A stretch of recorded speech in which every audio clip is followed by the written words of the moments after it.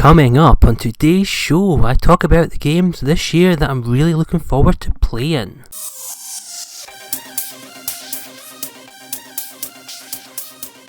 Hello YouTube, it's PS3 Gaming Scotland here, and welcome back to another video. Hope you guys are well and gaming lots. So in today's video, I'll be talking about my 2022 games that I really can't wait to play.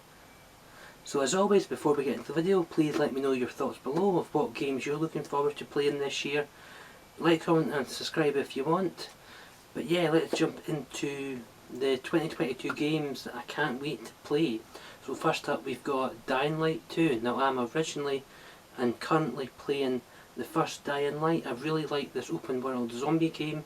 It's got a day and night cycle and it's really fun using the zip lines and grappling hook to zip around the map. It's also really good at parkour. Movement is a bit sloppy, but I'm really enjoying this game. Now Dying Light 2, from what I've seen, looks to be visually improved. I've heard the story isn't great, and it's got a couple of bugs, but it's also a game, being a zombie fan and being an open world genre fan, I really can't wait to get my teeth into this game. So next up then we've got Saifu. As soon as Saifu was first shown, the kung fu fighting game, I was hooked from the get-go. It looks a really interesting sort of title where you play a Japanese master and you have to get better as the game goes on.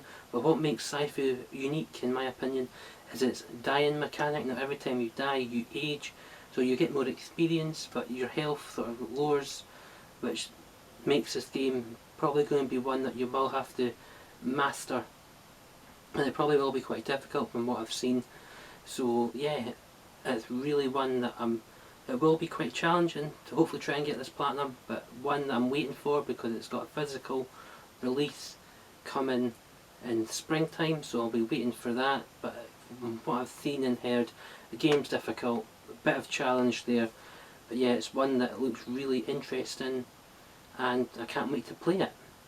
So next up then we've got Horizon Forbidden West. Now I've really enjoyed playing Horizon Zero Dawn. I really recently played it in September last year on 30 FPS, and then when they brought out the 60 FPS patch, that really did make a big difference to the game and my enjoyment of it. It's a really good post-apocalyptic game. It's got a really fantastic story, really strong characters, and yeah, I'm really looking forward to fighting new robot dinosaurs in this game, as well as learning about the tribes and the overall story of the game. Also, the Horizon Zero Dawn podcast on YouTube, not sponsored at all, has a really good insight into the development of the game, of the first game, and just the general Horizon Zero Dawn lore and universe, so I recommend that one. But yeah, Horizon Forbidden West looks incredible with swimming. I'm sure there'll be a lot more new abilities and enemies to fight as well.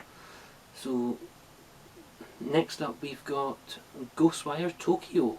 Now Ghostwire Tokyo is a game, sort of supernatural, sort of, I want to say action stealth game set in Tokyo, Japan. It looks really interesting and it looks very similar to Dishonored. Sort of almost got like a sort of supernatural thriller fantasy sort of vibe going on. Graphically looks very impressive and the game looks just really good and fun to play. Hopefully the enemies can attack you. I'm sure they will be able to. From recent trailers we've saw enemies just sort of standing there. It looks really sort of almost beginning sort of horror like in a way, supernatural. It looks really intriguing and I can't wait to give this one a go.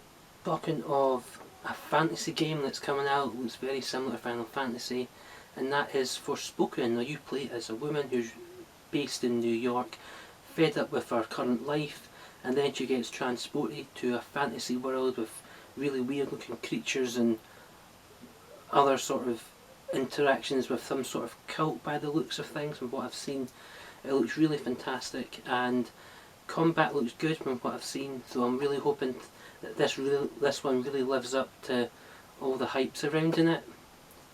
So being a massive Lord of the Rings fan, this next game is going to be right up my street and hopefully yours. And that's Gollum. You play as Gollum or Smeagol, and you get to go around different areas of the Lord of the Rings universe, Mines Moria being one from what I've seen in the trailers. And it's basically a stealth action game, so you play as Gollum, you've got to go around, try and navigate the world, try and get past the enemies using maybe stealth mechanics, but there's also some really good action in there as well. And being a Lord of the Rings fan, as I've mentioned, the films are some of my favourites of all time. I'm really got high hopes for this game to be one of the better Lord of the Rings games we've seen in recent years. So going back to indie, I do think 2022 will be full of indie titles, and this one in particular is very unique. I think it's made by Annapurna Studios. It's basically like a cat RPG, so you play a cat, i.e. in Stray, so obviously you're a stray cat going around this cyberpunk world full of robots. It looks really interesting. You get to obviously run and jump over different obstacles. There's obviously some sort of story that's, don't know why you're in this world. It'll be interesting to find out. You meet characters along the way, and there probably will be some sort of combat or stealth mechanics in there as well. And yeah, it looks one that looks really fantastic. Graphically looks really impressive from an indie studio, and it's also another one which I can't wait to get my claws into, pardon the pun. Talking of another indie title which looks really intriguing, after playing a samurai game and also Ghost of Tsushima, this new sort of 2D indie style samurai game looks really intriguing, and that's Trek to Yomi. It's sort of got a black and white noir sort of setting, 2D sort of side scroller from left to right, and it looks to have a really good fun action sort of combat. Hopefully the story is going to be good. I did speak about this game and a couple of indie titles in a previous video.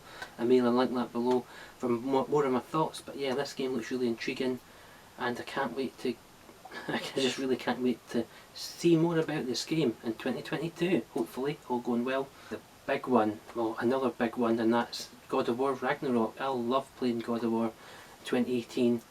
Only thing in God of War Ragnarok, obviously it was a masterpiece, but the only thing that I wasn't really sure about how it sort of worked was like the different sort of abilities and of like the different armour types, and some had really high stats, some had low stats. I didn't really eventually got sort of grips with, okay, so some weapons will be rubbish, some armour pieces like the chest piece or like the wrist pieces are going to be better quality than worse quality, so it's just having a mix and match of what armour sort of suits you, and some will have different abilities and what have you. So yeah, God of War Ragnarok, hopefully there will be more boss fights. I did enjoy fighting the boss fights, the bosses in the first God of War. It looks like a new setting, new bosses, new gods, excuse me, to fight, and yeah, from what I've seen, it looks incredible. Can't wait for this one.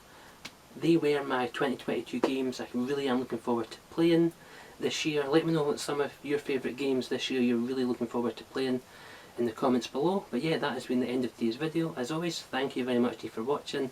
I've been PS3 Gaming Scotland, and I'll see you on another video. Thanks very much, guys. Bye bye.